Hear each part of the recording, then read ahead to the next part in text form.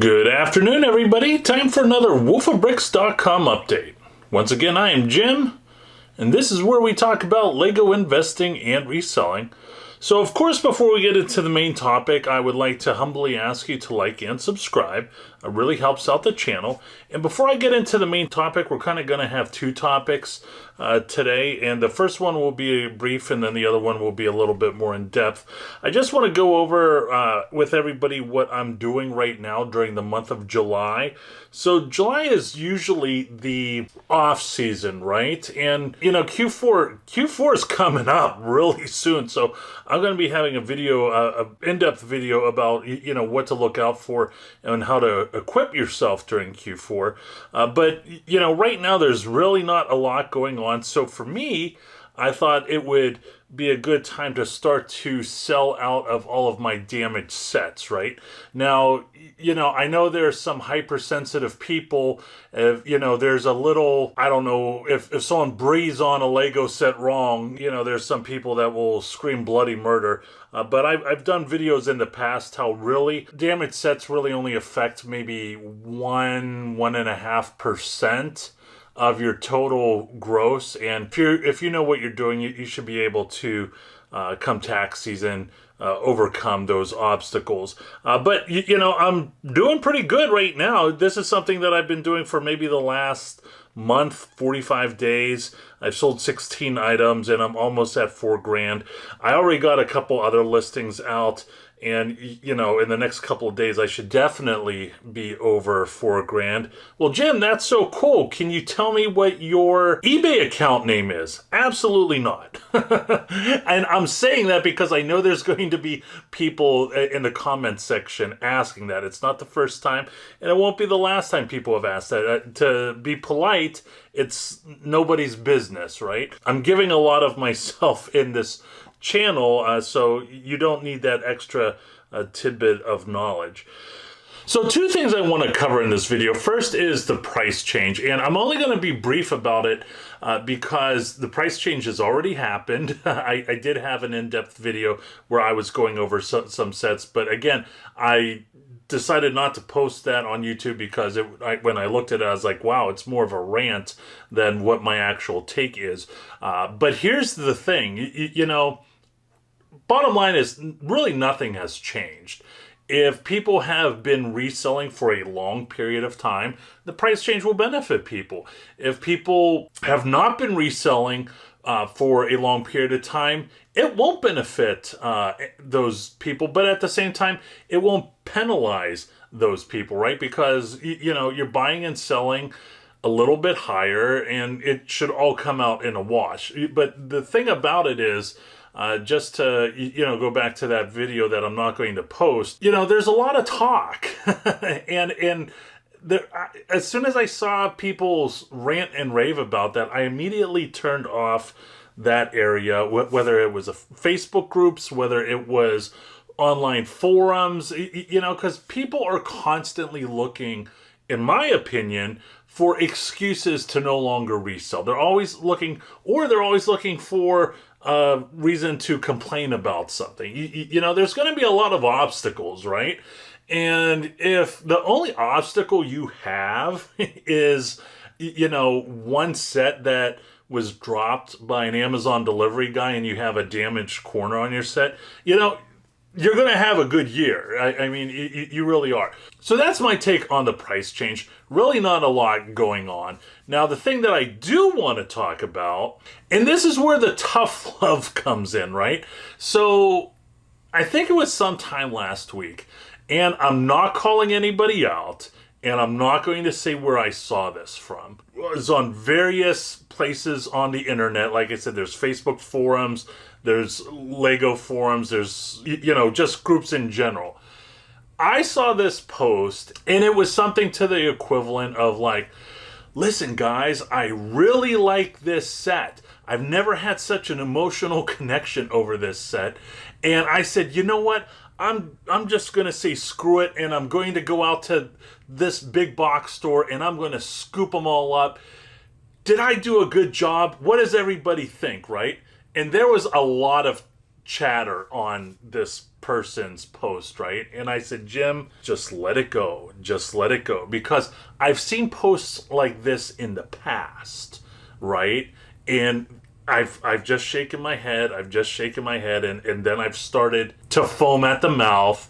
And like that just hit my breaking point. And I said, Jim, just calm down. You have kids in the house. There's no reason to lose your temper. And so later that day, I started getting text messages from other resellers with screenshots of this post. And I said, yeah, I know. I saw it too. Like this person really should not have done that.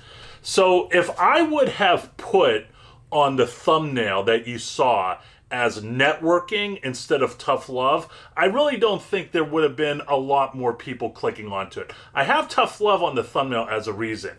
So the bottom line with that post, and it happens more than what it should, that person should not have posted that on the internet, right?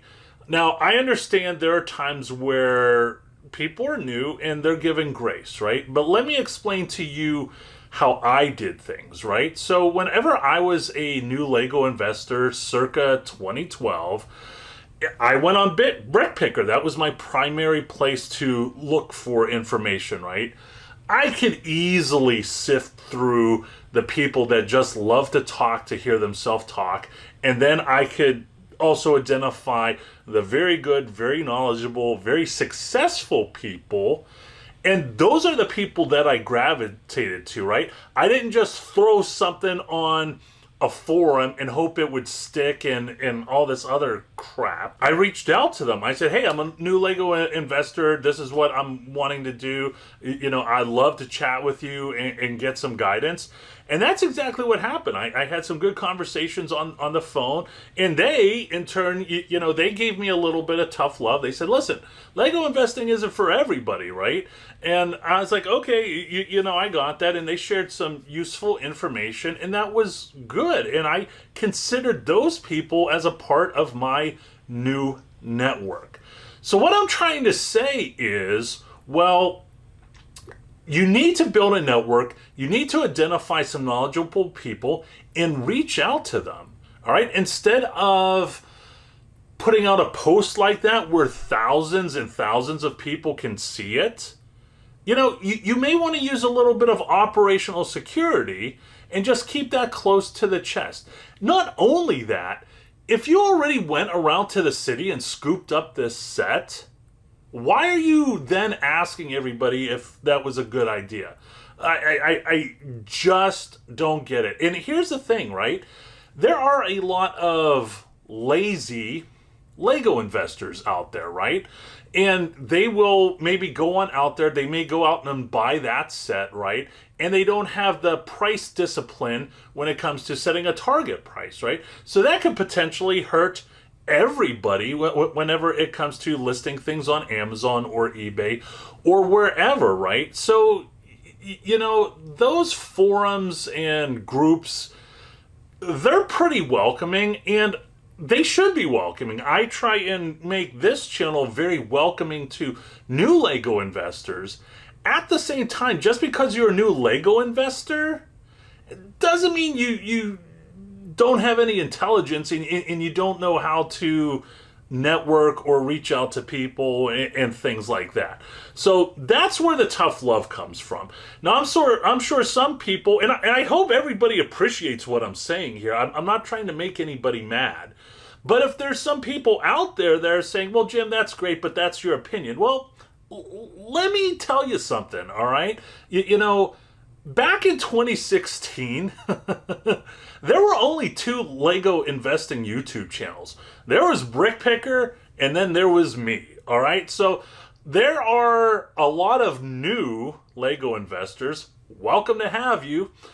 But at the same time, I was here before you. I'm going to be here long after you, right? So I humbly say, take what I'm saying as a piece of what it is, tough love and gentle advice as to how you should approach your business. Because keep in mind, when you are posting something on an online forum or on a Facebook group, you should not consider these other Lego investors your friends. You should not. You should think of them as other associates or other colleagues, and you are your own business and you are talking to another business for guidance or advice, or those people are reaching out to you for guidance and advice. So it goes both ways.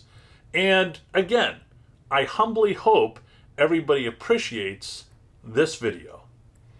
That's it, my friends. Hope you enjoyed the video.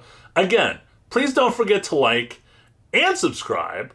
Once again, I'm Jim with wolfofbricks.com. Always go out there and get it.